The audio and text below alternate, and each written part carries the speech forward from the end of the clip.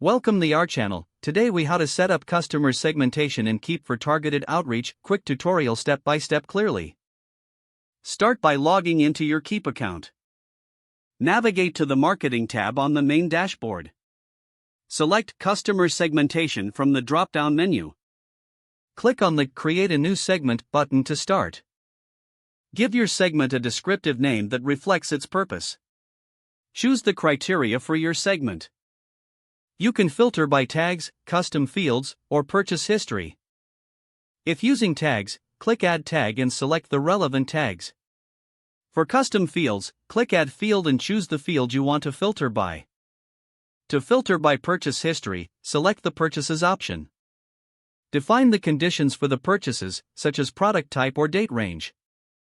After setting your filters, click Preview Segment to see the contacts that meet your criteria. Review the list to ensure it aligns with your targeting goals.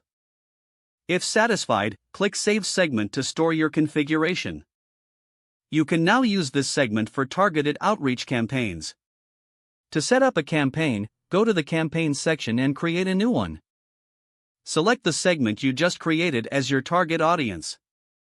Customize your messaging to resonate with this specific group. Schedule or launch your campaign based on your outreach strategy. Monitor the results to see how well your targeted efforts perform. If the page does not load, refresh the browser or try again in a private or incognito window. Make sure you are using the correct email address, then retype it carefully to avoid small typos. If your password is not accepted, use the Reset option and create a new strong password you can remember. Check your spam folder for verification or security emails, then complete any requested confirmation steps. Enable two-factor authentication if available to improve account security and reduce unauthorized access risk. After signing in, review your profile details so your contact information and settings are accurate and current. If you see an error message, note it down and try again after restarting your device and internet connection.